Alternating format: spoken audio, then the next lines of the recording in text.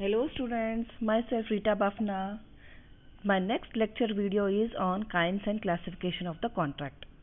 पहले जैसे कि मैंने आपको कॉन्ट्रैक्ट के बारे में बताया था, what is contract, what is agreement, what are the different essential elements of the contract, सब इसके डेफिनेशन का ये सब क्लियरिटी से एक्सप्लेन किया है. Know different kinds of contract. अब ये डिफरेंट काइंड्स ऑफ कॉन्ट्रैक्ट और उसकी क्लासिफिकेशन ऑफ कॉन्ट्रैक्ट कैसे कैसे है विल सी. द कॉन्ट्रैक्ट में be classified in the following different ways and bases. अभी कौन से बेसिस पे कॉन्ट्रैक्ट, कौन से फॉर्मेशन में कॉन्ट्रैक्ट, क्या मोड है उस कॉन्ट्रैक्ट में अपन देखते हैं. The first is on the basis of mode of formation. अभी मोड ऑफ फॉर्मेशन में क्या है, कैसे कौन से मोड में वो कॉन्ट्रैक्ट फॉर्म होता है, कौन से मोड में फॉर्म कैसे होता है. The first is express contract. एक कॉन्ट्रैक्ट ऐसा होता है, एक contract is said to be express when it is entered into by word spoken और रिटन. यानी जब इंसान एक प्रपोजल करता है, सामने वाला एक्सेप्टेंस देता है उस कॉन्ट्रैक्ट को, वो बाद में प्रॉमिस बन जाता है, तो उसमें वो एक्सप्रेस कब कहलाता है, जब या तो वो बोल के कह सकता है, बोल के कॉन्ट्रैक्ट को एंटर कर सकता है, या फिर रिटर्न करके, यानी रिटर्न यानी by the way of writing in email, WhatsApp में मैसेज कर सकता है, या एक पोस्ट पे भेज सकता है कि भाई आपका कॉन्ट्रैक्ट जो है, एग्रीमेंट जो है, मुझे एग्री है और मैं एग्रीमेंट और कॉन्ट्रैक्ट को एंटर करने के लिए तैयार हूँ, section 9. So that is called express contract. Know second है इम्प्लाइड कॉन्ट्रैक्ट. इम्प्लाइड कॉन्ट्रैक्ट में कौन सा मोड फॉर्मेशन हुआ है इम्प्लाइड कॉन्ट्रैक्ट में. It is said to be implied और tacit when we have to infer a contract from the conduct of the parties. Here there is a contract for the conduct of the parties. क्या conduct of the parties क्या है. Here contract will be created by act or the conduct of the parties concerned. अभी where a proposal or acceptance of a promise is made otherwise than in words, यानी proposal or acceptance other than in words, then it is called as implied contract. अभी example नीचे लिखा है. If a coolie lifts a passenger's luggage to be carried out of the railway station, there is an implied contract that the passenger will have to pay for the service of a coolie. ये neat and clean से समझ में आया है कि भाई आप railway station में जाते हो तो कुली आपका लगेज लिफ्ट करके आपको अपने डेस्टिनेशन पे छोड़ देता है ऑटो तक, तो that is called as an implied contract. जैसे आप ऑटो रिक्शा में जाते हो, बैठते हो, आप पे करके आते हो, तो दैट इज इम्प्लाइड कॉन्ट्रैक्ट. आप रेस्टोरेंट में जाते हो, खाना मंगवाते हो, उसका बिल पे करते हो, that is a implied contract. समझा. On what basis the mode of formation, contract कैसे फॉर्म हुआ, क्या मोड पे फॉर्मेशन हुआ. तो first was implied contract, first was express contract, second was implied contract. No third quasi contract. अब ये quasi contract क्या है. Quasi contracts are not contracts in fact but they are contract in law. अभी quasi contract क्या है. They are not at all a contract but they are created by law.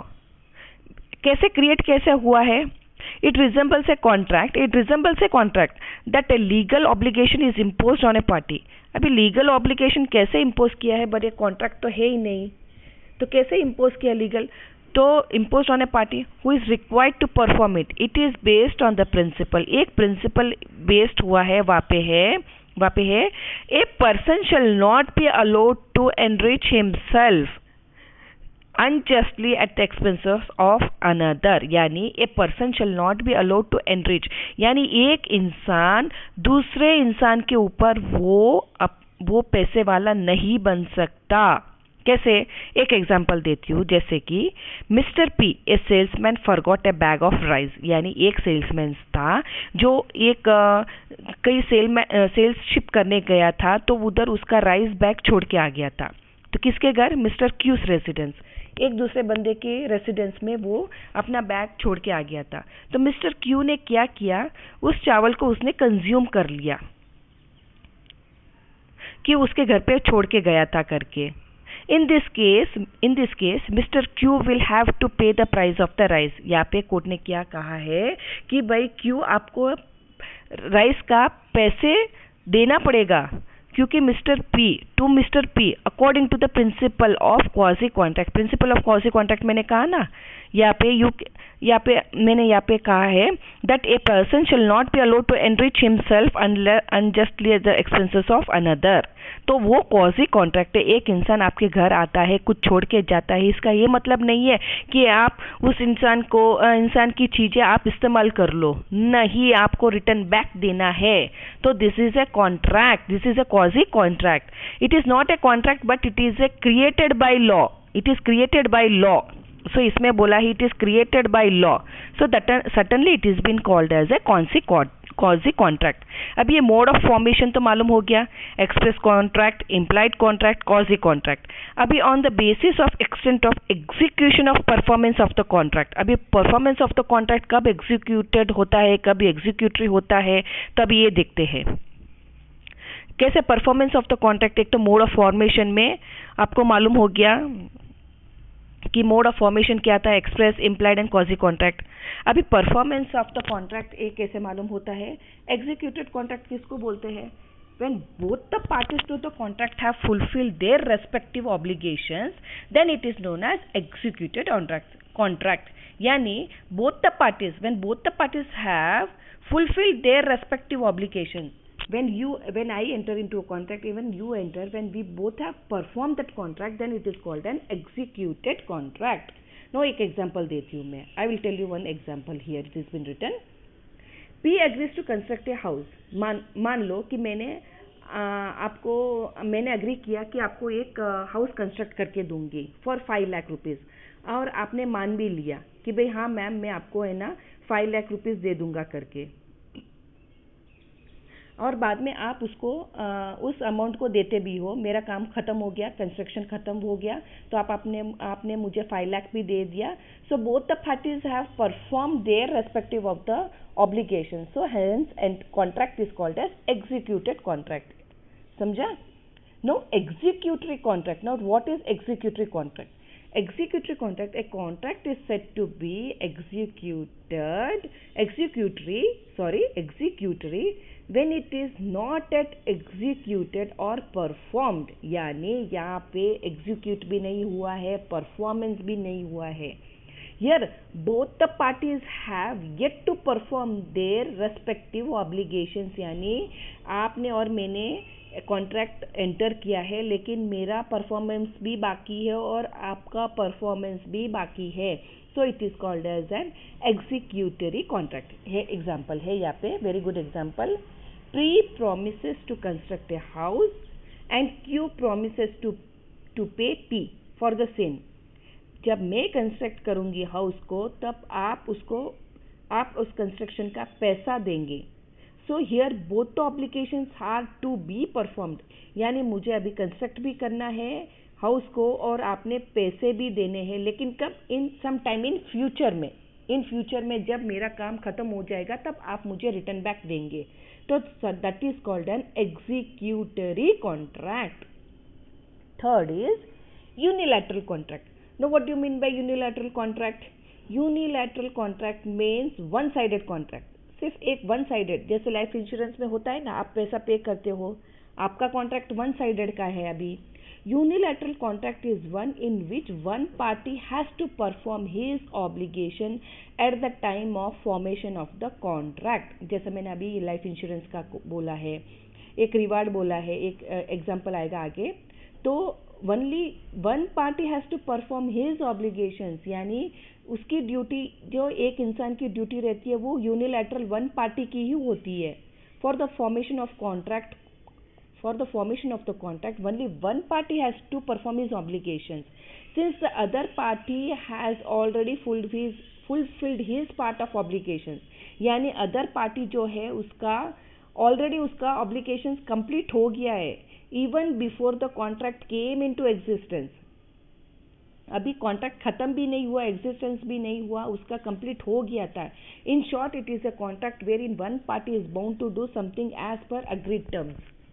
As per agreed terms one party is bound to do. अभी example है, P promises to give a house as a reward to B। अभी P promise किया है कि मैं एक घर दूंगा, एक रिवार्ड दूंगा B को, तो P का प्रॉमिस हो गया लेकिन B का अभी रिवॉर्ड बाकी है। जैसे लाइफ इंश्योरेंस में अपन पैसे भर लेते हैं, आप अपना काम ख़त्म किया है, लेकिन उसमें सामने वाला इंश्योरेंस वाला का उसका काम अभी ख़त्म नहीं हुआ है। जिस दिन वो इंश्योरेंस का पैसा वापस आएगा तो it is a remaining, that is called as a unilateral contract. Okay, so next will go to fourth point, bilateral contract. Know what is bilateral? Bi यानी टू कॉन्ट्रैक्ट्स, यानी bilateral contracts are similar to executory contract. Now executory contract क्या है? Which is not yet performed. Similar, it is a similar to executory contract.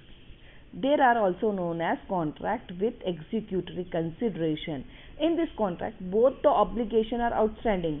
In such contract, either both the parties have still to perform their part of the obligations, or there yet remains something to be done under the contract from both the sides. अभी example देखते हैं। B promises to sell his flat to Q for 40 lakhs as down payment. P ने क्या promise किया? To sell his flat to Q for rupees 40 lakh as a down payment. However, Q pays only 50,000. P ने promise किया कि मैं मेरा flat बेचूंगा 40 lakhs में, तो क्यू ने क्या बोला कि भाई मैं 50,000 ही दूंगा as a earnest money, and आपको प्रॉमिस करता हूँ, and promises to pay the balance after 2 months. At the same time, P gives the possession of the flat to Q and promises to execute a sale deed on the receipt of the full amount. In this case, the contract between P and Q is executory, since there remains something to be done from the both side. यहाँ पे P promise करता है Q को कि भाई मैं 40 lakhs में मैं अपना फ्लैट बेचना चाहता हूँ, तो Q क्या बोलता है? एज ए अर्नेस्ट मनी मैं आपको 50,000 देता हूँ, और प्रॉमिस करता हूँ कि बैलेंस जो अमाउंट है मैं 2 महीने के बाद दूंगा। तो eight the same time P क्या बोलता है कि जब आप पैसे दोगे तब मैं आपको सेल डीड का जो रिसिप्ट है मैं आपको तभी दूंगा जब आप फुल अमाउंट दोगे। आप फ्लैट ले लीजिए, लेकिन सेल डीड का जो डॉक्यूमेंट्स है वो कब मिलेगा आपको? आप अपना फुल अमाउंट देंगे तब। तो इस केस में क्या है? The contract between P and Q क्या है? Is executory. It remain something to be done on both side. दोनों का बाकी है, एक को पैसा देना बाकी है और एक को सेल डीड का डॉक्यूमेंट्स देना बाकी है। So this is called a bilateral contract. At the same time it is also called as a similar to executory contract. सब अभी आपने ये देखा कि ऑन द बेसिस कौन से मोड पे कॉन्ट्रैक्ट, कौन से मोड ऑफ फॉर्मेशन में एक कॉन्ट्रैक्ट हुआ था। फर्स्ट हुआ था express contract, implied contract, quasi contract, and performance of the contract उसमें क्या था? Executed contract. दोनों ने पार्टीज अपना अपना ऑब्लिगेशंस कंप्लीट कर लिया था, तो उसको क्या बोलते हैं? Executed contract. Second was executory contract. तो दोनों पार्टीज का परफॉर्मेंस अभी भी बाकी है, तो इन फ्यूचर वो कंप्लीट होगा उनका परफॉर्मेंस, तो that is called as executed contract. Third था यूनिलैटरल कॉन्ट्रैक्ट। फोर्थ है बायलैटरल कॉन्ट्रैक्ट, और एग्जाम्पल्स भी दिया था। एंड अभी देखते हैं on the basis of form of contract. अब कौन से फॉर्म ऑफ कॉन्ट्रैक्ट है? यहाँ पे है फॉर्मल कॉन्ट्रैक्ट। अभी कॉन्ट्रैक्ट या तो फॉर्मल भी हो सकता है या सिंपल भी हो सकता है। अभी इंग्लिश लॉ में फॉर्मल कॉन्ट्रैक्ट क्या है? It includes a contract of records and contract under seal, since their validity depends on the form in which they are made. The contracts of record may contain a judgment of a court. अभी लोग court में जाते हैं तो एक judgement की copy मिलती है, तो वो भी तो एक डॉक्यूमेंट है, तो उस डॉक्यूमेंट को क्या बोलेंगे? That is a formal contract. वो भी एक कॉन्ट्रैक्ट एंटर किया हुआ है। अभी उसको कॉन्ट्रैक्ट कैसे बोलेंगे? जो डॉक्यूमेंट है वो फॉर्मल कॉन्ट्रैक्ट है कि भाई इस बंदे ने ये काम करना चाहिए। एक जजमेंट मिला है, कोर्ट की तरफ से एक जजमेंट मिला है कि भाई आपको या तो घर एविक्ट करना है, या तो आपका फ्लैट आपका नाम हुआ है, या फिर कुछ ऐसे जजमेंट है, तो उसको फॉर्मल कॉन्ट्रैक्ट बोलते हैं। The contract of record derives their binding force from the authority of the court.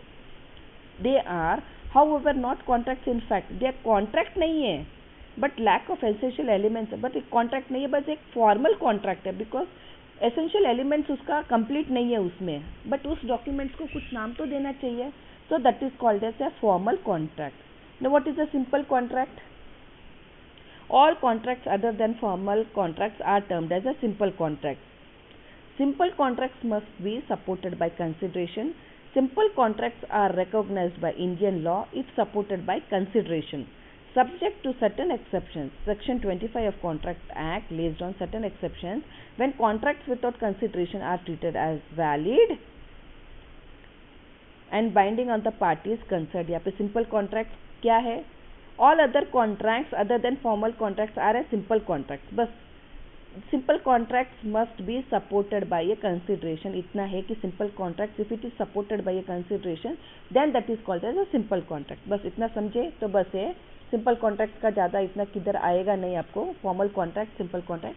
And on the basis of enforceability or validity. First देखा था on the basis of mode of formation. Second था on the basis of execution or performance of contract. Third था on the basis of form of contract. और fourth है on the basis of enforceability or validity. And on basis of validity कौन सा contract होता है? Now it is called as a valid contract. What are valid contract? Valid contract is an agreement which is binding and enforceable.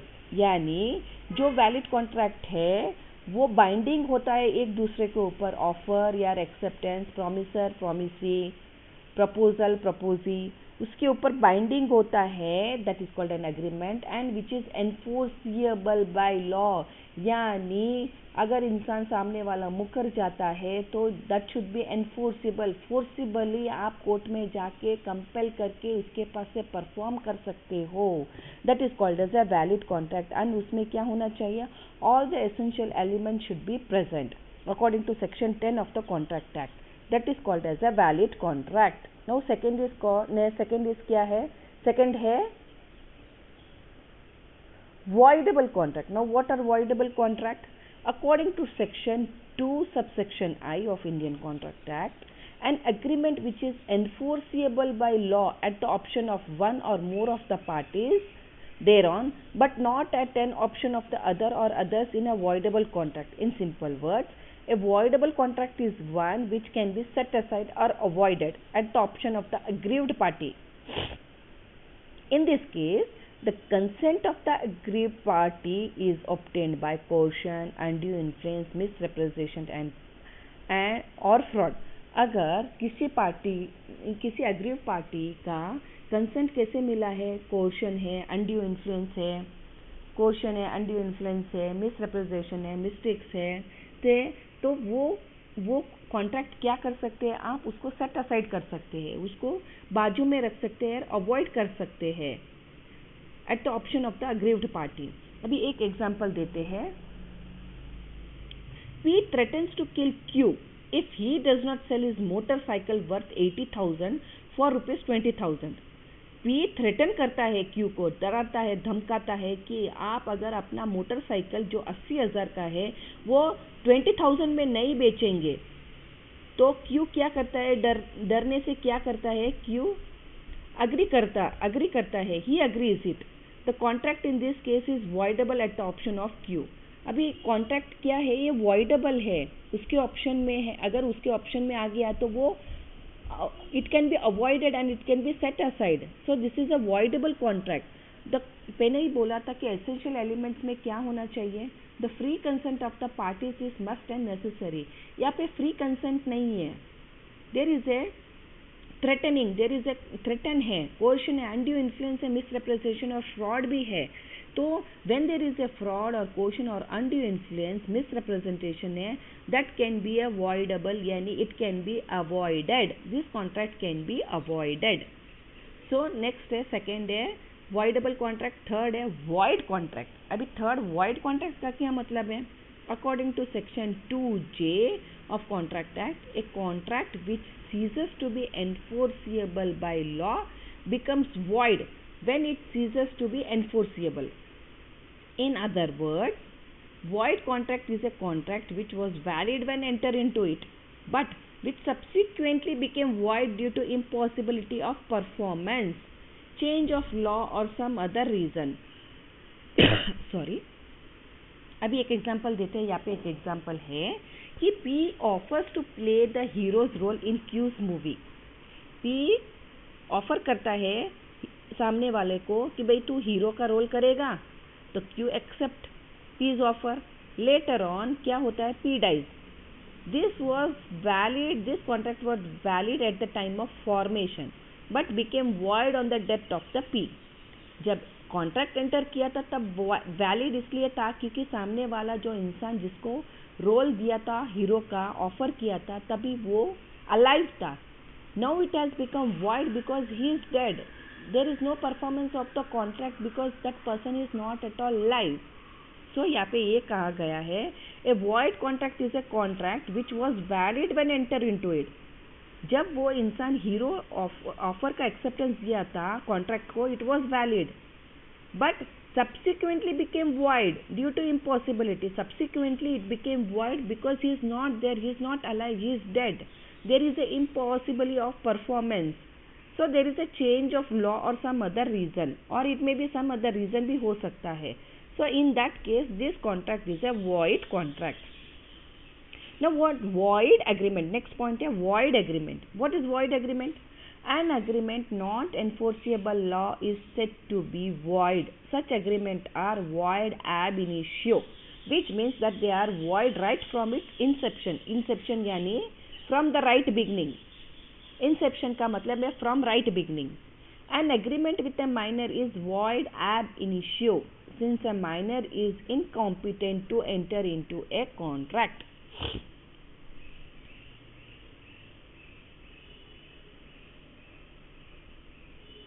Sorry, यहाँ पे void agreement किसको बोलते हैं?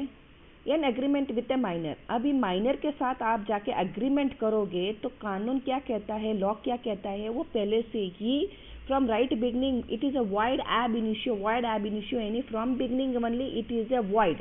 Since a minor is incompetent, minor competent नहीं है आपके साथ contract enter करने के लिए, so that can not be enforceable by law. Agreement ही रह जाता है, वो कॉन्ट्रैक्ट नहीं बन जाता, इसलिए उसको वॉइड एग्रीमेंट कहते हैं।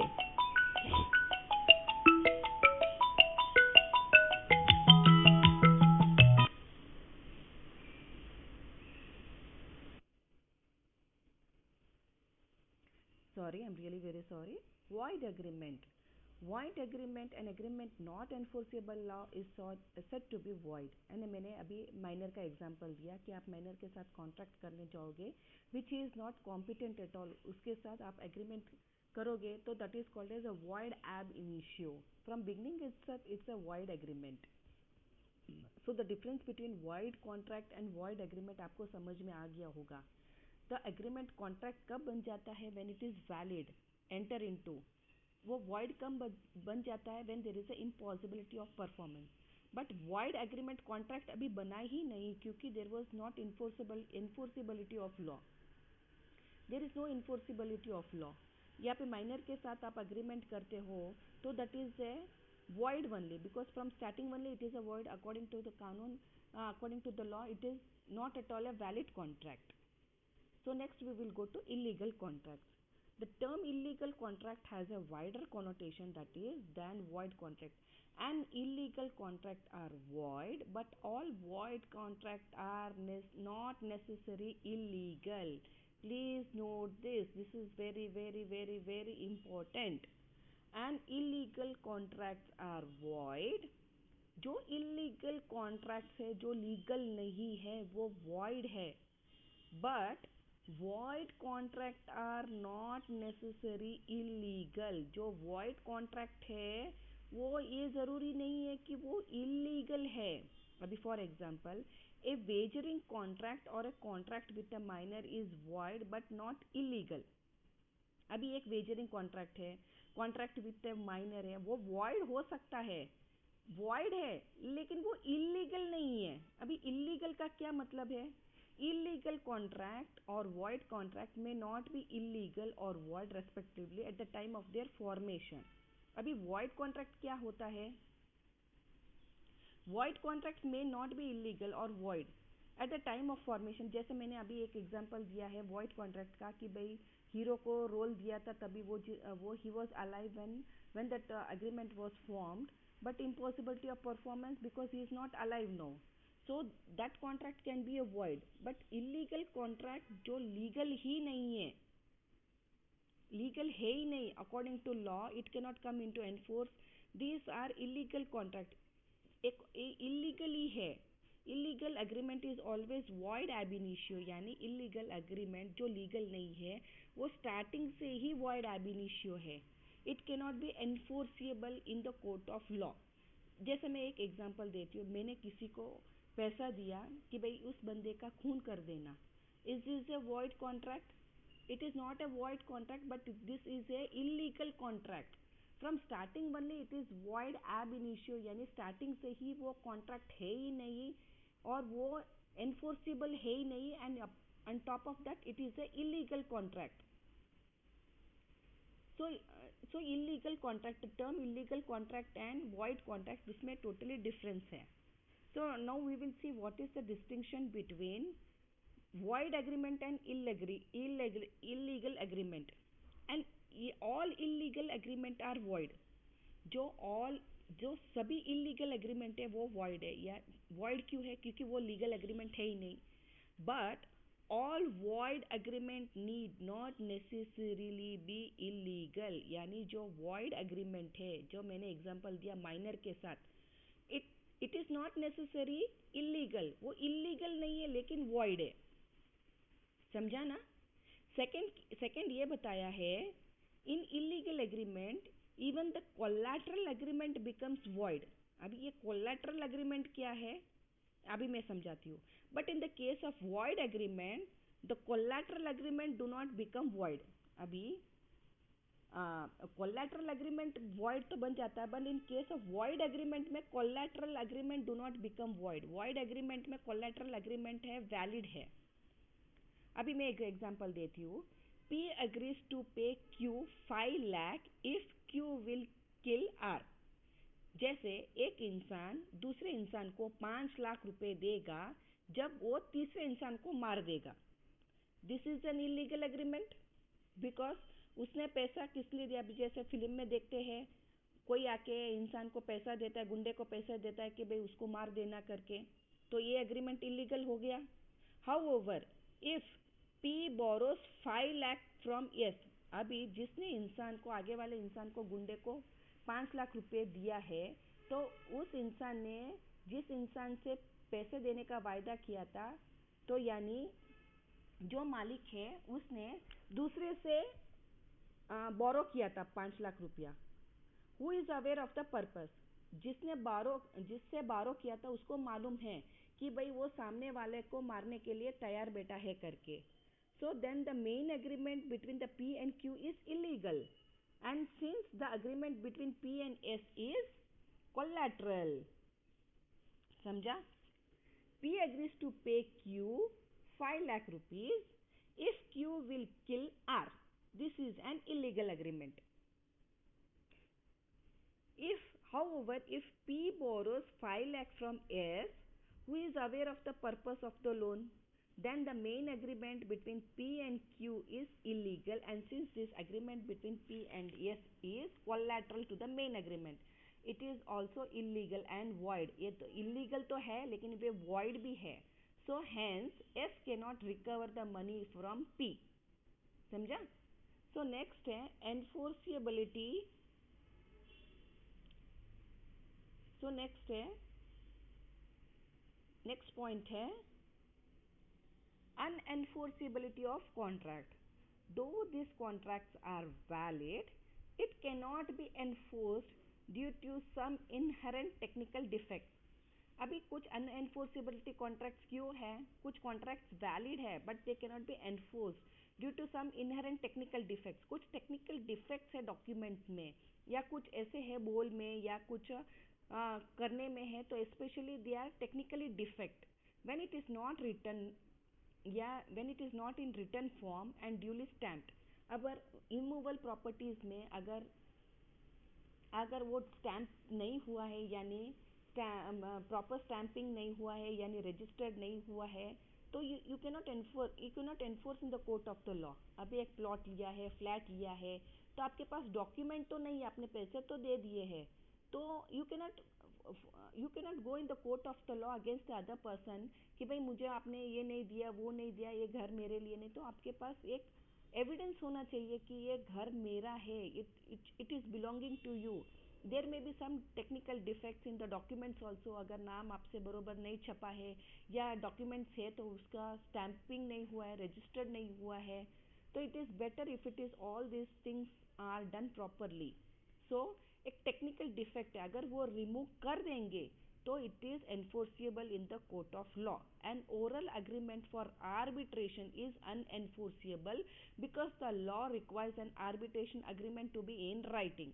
अगर आप कहीं बिजनेस पे जाते हो, कहीं कॉन्ट्रैक्ट करते हो, तो इट इज़ नेसेसरी कि भाई आप कभी कभार डिस्प्यूट हो जाए तो ऑफरर और एक्सेप्टेंस, ऑफर और ऑफरी में ये हो जाता है कि भाई कभी कभार डिस्प्यूट हो जाए तो किसको बुलाएंगे सेटलमेंट करने के लिए। तो आप दोनों में ऑफर और एक्सेप्टेंस में ये होता है कि भाई आर्बिट्रेशन क्लॉज होना चाहिए, आर्बिट्रेटर को बुलाएंगे अगर ऐसा कुछ डिस्प्यूट अराइज हुआ तो। लेकिन अगर आर्बिट्रेशन क्लॉज आपने रखा है, ओरल अग्रीमेंट, ओरल में जो कुछ बोला है तो वो नहीं चलता है। If it is in return form, agreement जब करते हैं तो एक क्लॉज होना चाहिए कि भाई आर्बिट्रेशन क्लॉज होना चाहिए। अगर if there is any dispute between the parties, arbitrator will settle the matter और solve the matter. It should be in writing. The law क्या रिक्वायर करता है उस क्लॉज का, it should be in writing. अगर वो राइटिंग होता है तो it is enforceable in the court of law, otherwise it is unenforceable. समझा? We have seen what are the basis, on what formation, on what basis it is formed, ये contract कौन से basis पे form होता है करके। जैसे on basis of mode of formation, express contract, implied contract, quasi contract. on basis of performance of contract, executed contract, executory contract, unilateral contract, bilateral contract, and on the basis of form of contract, formal contract, simple contract। तो on the basis of form of contract दो ही है। enforceability, on the basis of enforceability of contract, valid contract, voidable contract, void agreement, illegal contract। and सबसे main, very important, you have to see that distinction between void agreement, illegal agreement। this is main and what is collateral agreement। you have to read this one, this is very important। and unenforceability of the contract, we have seen, we have completed this total one chapter, what are the different kinds of classification, and we have seen what is the distinction between void agreement and illegal agreement। so we will conclude this video, and next video we will go for the offer and acceptance। so you will be getting very soon all these videos। so take care, we will meet you in the next video।